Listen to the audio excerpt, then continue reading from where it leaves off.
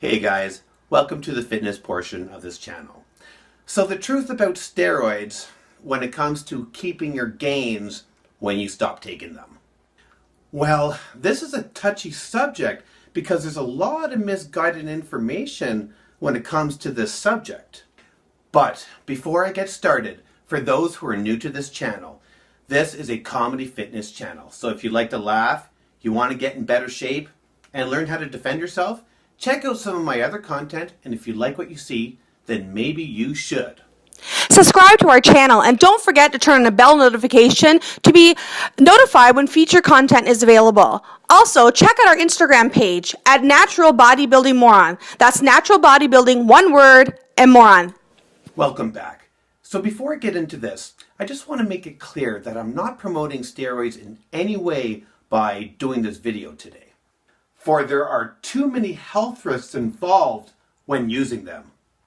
I am just trying to keep you educated to help you make the right choice when it comes to this topic. So, let's get right into it.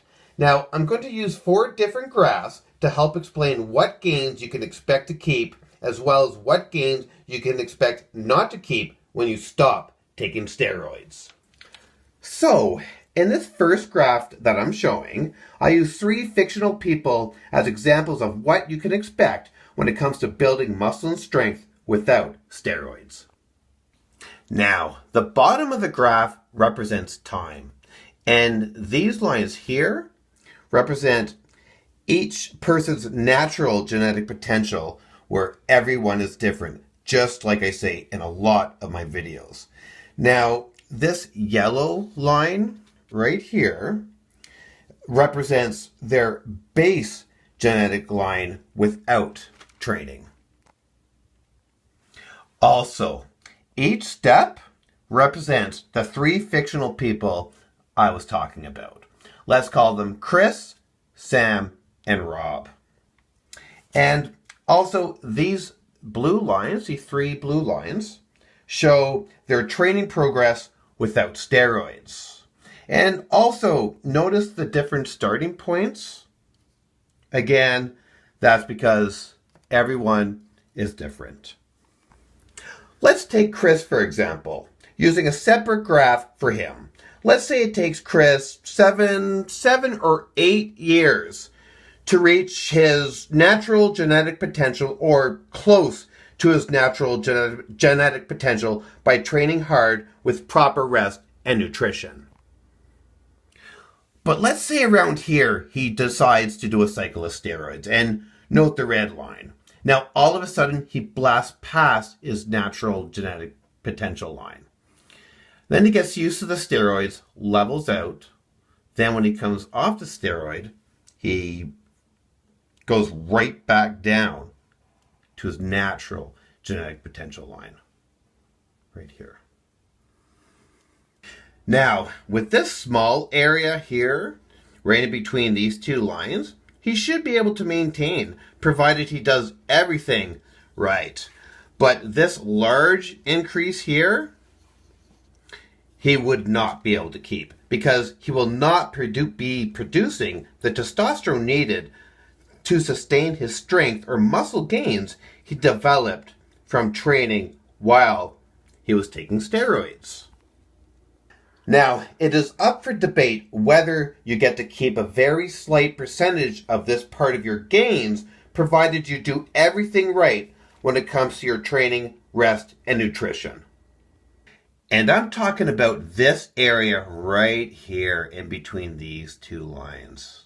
Okay, your natural genetic potential line, and then your this line coming down. Okay, and if this is the case, I don't think maintaining those gains would last forever. Now, let's skip down to Rob, my example with the lowest genetic potential, natural genetic potential. Let's say Rob decided to do steroids around here, close to the beginning of his training career. Maybe this is 1 cycle of steroids, or maybe this is 2. But that's not the point. My point is, again, like in Chris's graph, Rob will also go down to his natural genetic potential once it gets off the steroids. And again, with this small area here being up for debate. Now, let's say Rob isn't doing everything right after he gets off the steroids. He'll probably start sloping down like this. So, to summarize all this, I'm going to use Sam's graph. So basically, whatever gains you get from using steroids in this area underneath your natural genetic potential line is maintainable once you get off, provided you're doing things right.